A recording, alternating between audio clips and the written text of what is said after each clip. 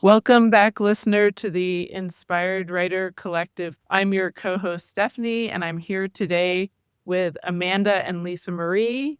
And they have so much to offer us about their experience as co-writers and pantsers and all of their writing journey experience. So I'm so excited that they're here with us today. So I'm going to turn it over to them to introduce themselves.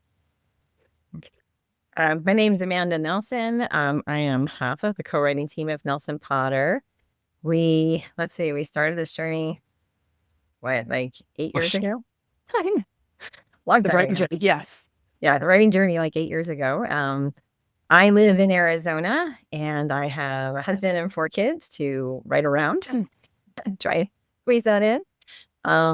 And we have, two books. One is already out. It came out November 29th of last year.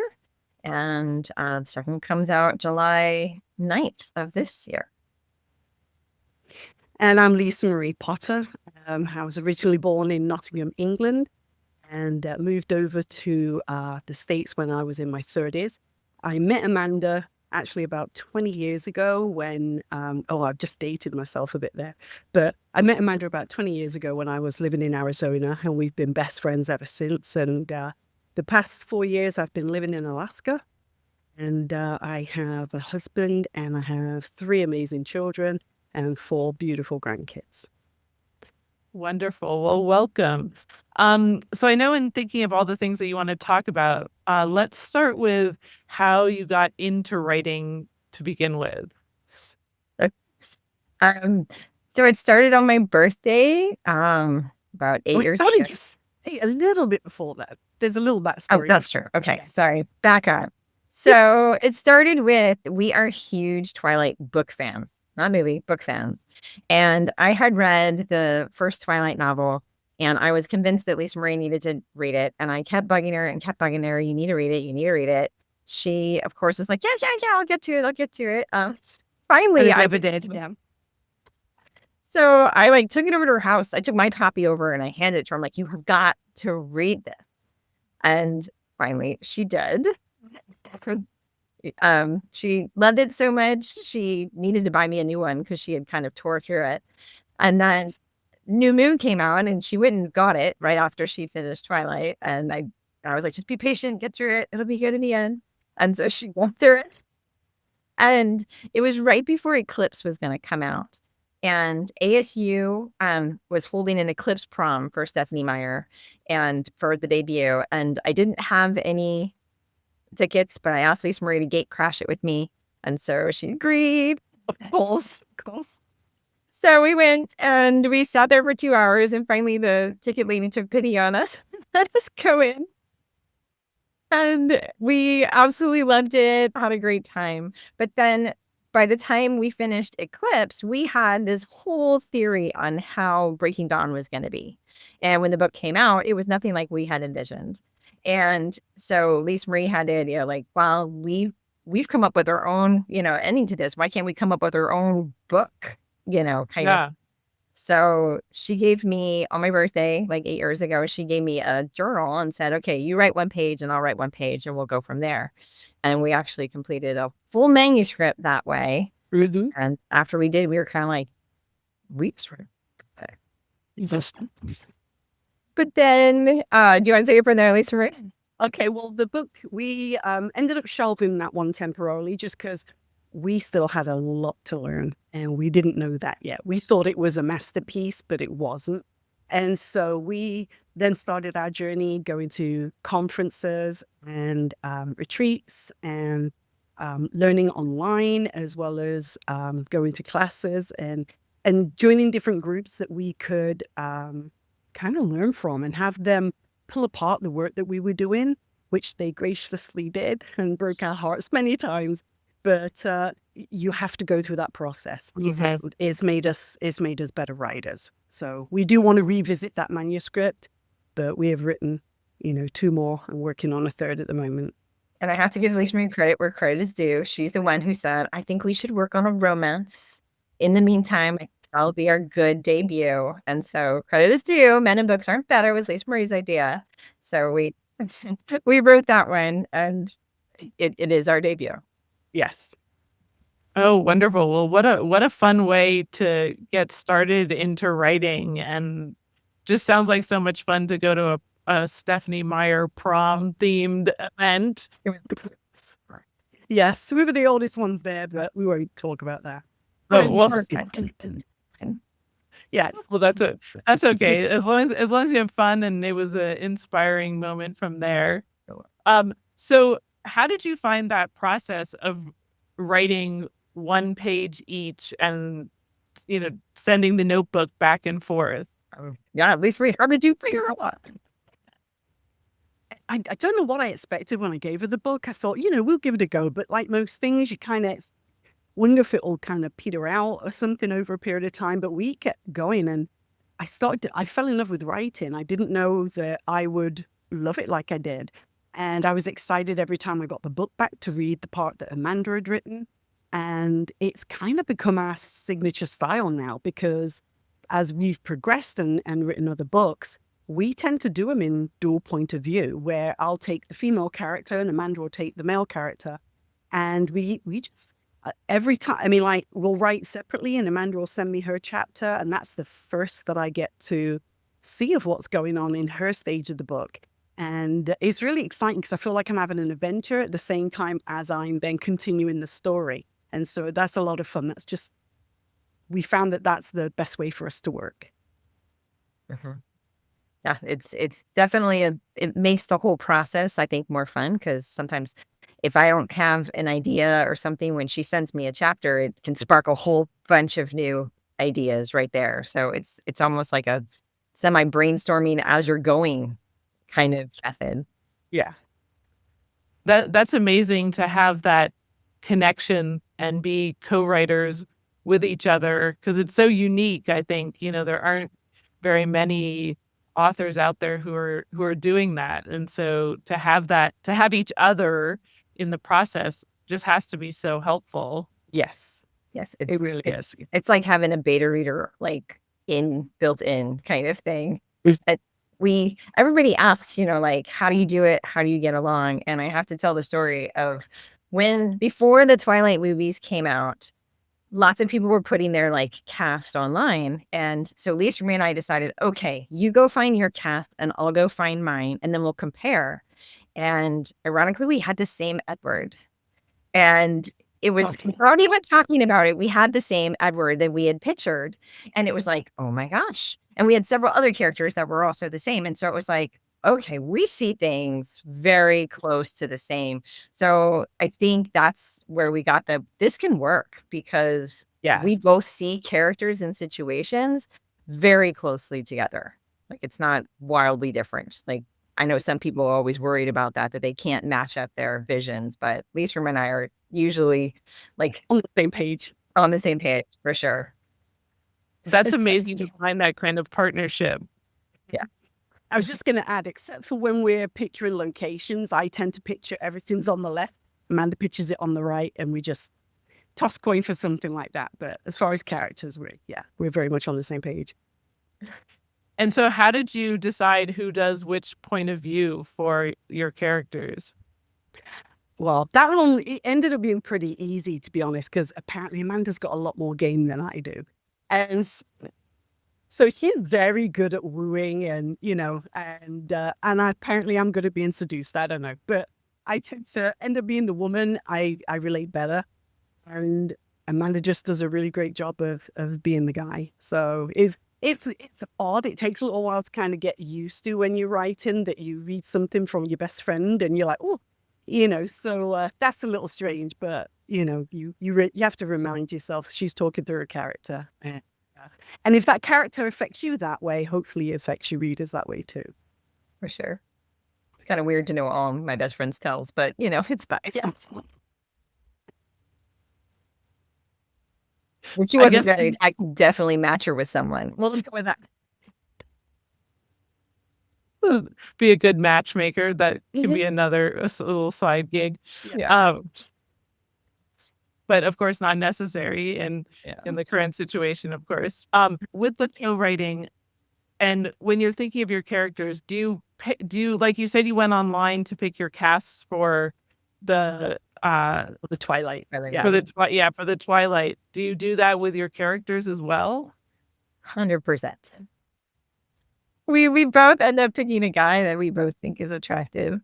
And then that's the one we definitely have to agree on. Yes. Yes. We've got to love him. And then we'll go for the female main character. And then we individually pick the family members and we go away, we give them a whole backstory that may never end up in the book, but so that we know the personality of that person, that when we're writing our point of view, but also sharing some of their thoughts and feelings in it, that we're cohesive. And do you have a list of questions that kind of prompt all the information you have of the backstory of your characters, or do you just kind of free write or keep a journal in their point of view? How do you create that backstory? Because I mean, of course, it doesn't end up in the novel. That's typical. But how do you build that? Yeah, at least Free has journals. Yeah.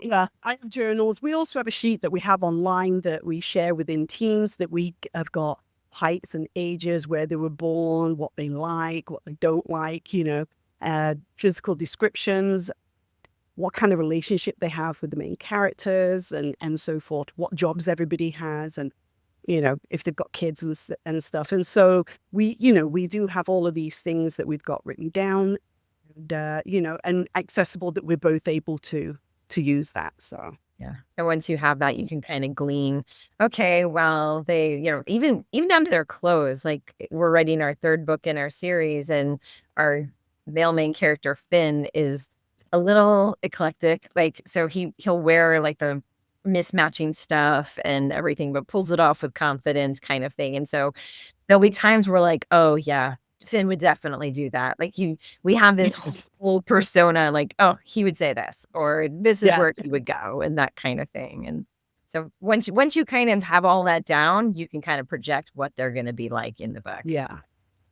Do you ever imagine when you're out that you could potentially like run into somebody who's like your character, or does that ever happen where you meet someone or you see someone and you go, oh my gosh, that's just like my character? Oh yeah. We've totally done that, where we'll see someone and then we'll take a sneaky picture and text each other. I'm like, the person. Oh, well, there was one time we were together in Target and thought one guy down an aisle, and oh my goodness, we were kind of like a pair of dogs, like following him, like, okay, so he does this, and, and sort of thing, because he was very, very much like our character. And so, yeah, sometimes we're weird. And we take watching to a bit of an extreme. I know. And the worst was he was younger, so we looked like a couple of cougars trying to find this guy, like, home and watch his mannerisms, and, so, but, when you feel like your character's alive and walking in front of you, you get excited. Yes. Well, it's all part of the research. Totally. I know, that's what we tell people. It's research.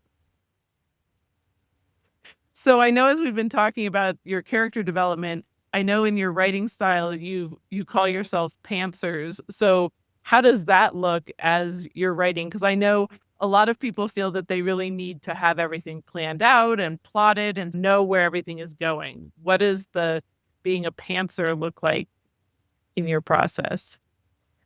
It looks like we change our outline like every day. Yeah. Yeah. We literally discuss something like, okay, I see it going this way. And then one of us will write a chapter, and then we're like, okay, actually, it's heading this way now. And so every day it's a new. How many times, Lisa Marie, have we gone over the Finn? Oh, so many times. But it's very, I mean, I'm sure our first draft takes longer than people that plot. I'm sure it does, because we're changing course all the time.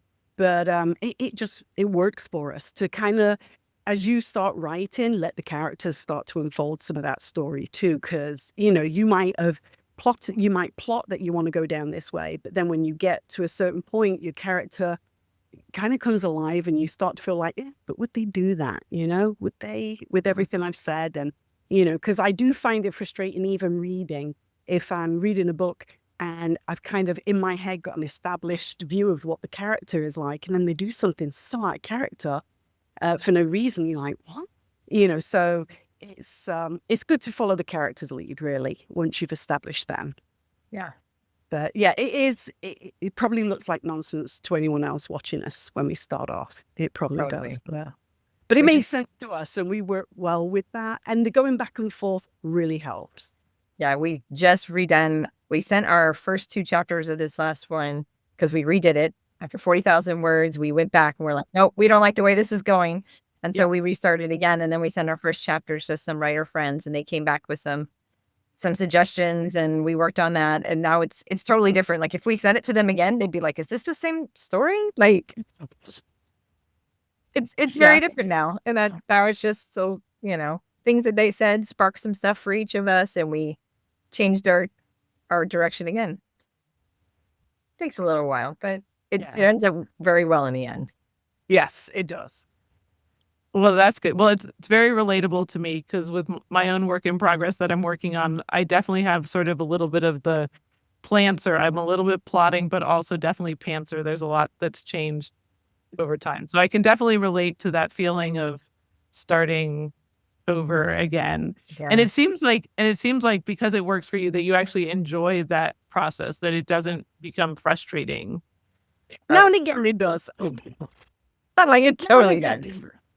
Well, the thing is, I think I know I would struggle more with a plot because then I've got to stick to something and try and hit all those beats. And I don't think I'd be very good at that. I get frustrated at redoing. I do, I'm one of those that'll grumble about redoing. Amanda puts it with a lot, just so you know. But then when it's done, I'm like, that was brilliant. Thank goodness we went that way. And you think I'd learn with each book that that's how it goes, but I'd still grumble every time. And, but I'm glad for the rewrite because it ends up being better than it would have had we have stuck with the original. Yeah. Well, and I loved what you had to say about following the character's lead, because I know that that's something that I've discovered moving into fiction from nonfiction is how much the characters do really all of a sudden like speak through you. They do. They come alive. That's actually how we got the character for our third book. He was our main character in the first book. It was her cousin. And we didn't expect him to become this big character, but he just jumped off the page and he had so much personality that we were like, okay, he's the third book. For sure it's him. Yeah. And so that's how we ended up with that one. And so, yeah, they come alive and you grow to love them. That is true. And did you know starting out that you were going to have, your characters connected across a series of books? Or when you started, did you just have the one standalone? Yeah, we just had the one. Yeah. But our agent actually had said, she goes, have you thought about making it a series? And so our agent, Nicole Payne, she's a Cops literary, she had suggested that. And so we went back. It was like a day. It was one day that we went back and like changed the ending to let it be open for a second book. And it really worked for us. And so then we had ideas and we started on the second book while Nicole shopped the first book, kind of thing. But yeah, originally it was a standalone and we weren't planning on doing another one. But thanks to her, she opened it up for a series. It's going well. Yeah. Yeah, she's awesome. And after you had finished the first manuscript, how did you go about finding your agent and publisher? That was a long process. We started with the Manuscript Academy. They have classes on querying and stuff like that. And we had done a class on querying. And there was a core group in there that kind of did an offshoot and kind of became a little chat group on our own. And those people were instrumental in getting us where we were. They were our beta readers. They gave us feedback, like everything. And so they helped hone our query letter. Everybody shared in the journey. And like as certain people started getting agents, we were all cheering on each other. And it took 2 years to get our agent. Mm-hmm. And we had actually shopped our first manuscript that was shelved first. And then we pivoted and then got our agent with the Men in Books that was our debut, but it was a long process. And then it was about June. It was about like 8 months. I wrapped it and then we got the book deal. Yes. And so, but we did, just prior to getting our agent, we actually got a deal from another kind of small press. The new publisher, yeah. Yeah.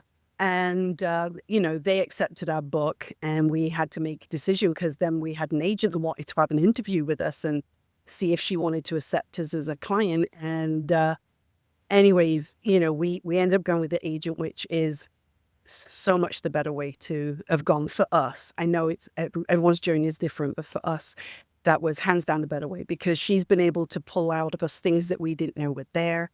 She's made suggestions that didn't come into our heads, and she's always had our best interests at heart. And it's really nice to have someone else go over your contracts and all the different things, and they know what they're talking about. I'd be signing pretty much anything. So I'm really grateful for her. Yeah, So and she's got our backs. Anytime we had any problems or anything, she's been right there with us, supporting us. 100%. And, and don't get me wrong, it was a hard slog getting. I mean, we sent out so many queries for Over 100 agent. rejections. Yes. And so anyone that's listening to this, don't let it discourage you. I mean, you've got to get thick skin in this business, to be honest, because you don't just get rejections, you get criticisms. And, your beta readers are going to come back. And if they're good beta readers, they're going to pull it apart, because that's what they need to do. And it's only through the tears and the frustration that I feel that we've really grown. And when we got our agent, I felt that we were more informed, and we picked the perfect one for us. Because we hear so many different nightmare stories with different writers, and we've not had that experience, but it only took us longer to get there. So Very lucky. things, so we learned things too. It sounds like it was very much worth the wait to find the agent, because I know I've heard horror stories as well, and not everybody, meets the right agent right away. And so it sounds like it was worth, going through all of that, even if it was, pain and tears and the whole process. That definitely worth it. Yeah. And what has been most helpful and successful in your writing journey? I know we've covered sort of little bits of it, but sort of summarizing it together, what have you found to be most helpful in your writing journey? I would say our writing community. Yes. If we didn't have that little group of writers that we've literally talked through our queries and like first drafts, everything, if we hadn't had them and their feedback and their support, I don't know if we'd be where we are. They were instrumental. And we still have this little group, and we still talk to them, and they still, they're the ones who read our first and second chapters of this last book and gave us some feedback. And they're the whole spectrum. There are ones without agents, and there's ones with big deals, kind of thing in this group. So we have the whole range of everybody in there, and they've been amazing. Yeah. Find your tribe, definitely. It's really important, because they'll cheer you on, they'll support you. They'll also pull your manuscript apart till you've got it just right, and so that you can feel like you've got a good product to hand out to the world. So, and they've helped us so much and developed us that we've been able to do beta reading for them and kind of return the favors too. So they've been fantastic. So That's amazing. I love that you talk about community, because as you know, on this podcast, that's a big thing that Elizabeth and I talk about all the time, is the huge value in having a community around you to support you, so that in those moments when you're feeling like, I don't know if I can do this, you have someone telling you that, yes, in fact, you can do it. Yeah. It's hard, especially people who don't write, don't understand the process, don't know how long it takes for everything. You say you're writing a book and someone's like, okay, why isn't it out today? And they're like, well, there's a process. We have to write it, and then we have to reread it, and then we have to beta read it, and then we have to edit it. And, there's this huge, long process. It takes a while. And not everybody's as fast as, I'm just going to say Brandon Sanderson, because he seems to crank out books like nobody's business.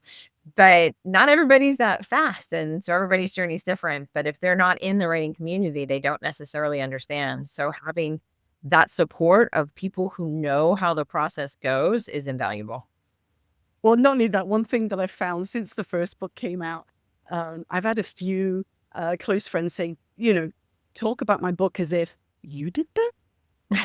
Like, oh, I really bad. Thanks for buying it, considering you didn't think I was capable. And they don't mean it in a horrible way, and I know that I don't take it horrible, but it's been a surprise to some people. Because it's easy when you're writing and you've not got that 6-figure deal that people don't take you quite as serious as well. And, they think, oh, you're just throwing something out there. And it's not the case. Yeah. Some very good writers out there without great big deals. Yes, that's definitely true. Yeah. So to kind of round out the conversation here, and it kind of goes along the thread we were just talking about, but specifically for someone who's at the very beginning of their journey, what would one piece of advice be that you would give them if they're listening and just, they're not sure if they should start, or they've started and they're stuck? What would one piece of advice be that you would give? I think for us, it was the Manuscript Academy is a really good website. It's got great resources. It's got articles. It's got blogs. It's got classes you can take. It's pretty affordable too, and they really helped launch us. We learned a ton in the classes that we took from them, and they can even help you find communities and beta readers. Like I highly recommend going on there and finding out, and hopefully you will find, even if you take a class, you'll find a community, because that's how we found ours.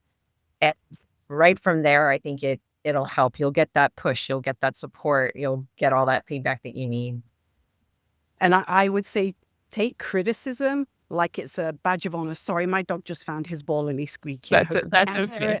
But yeah, wear it as a badge of honor, because it's easy to get discouraged by any kind of criticism or critiques and things like that.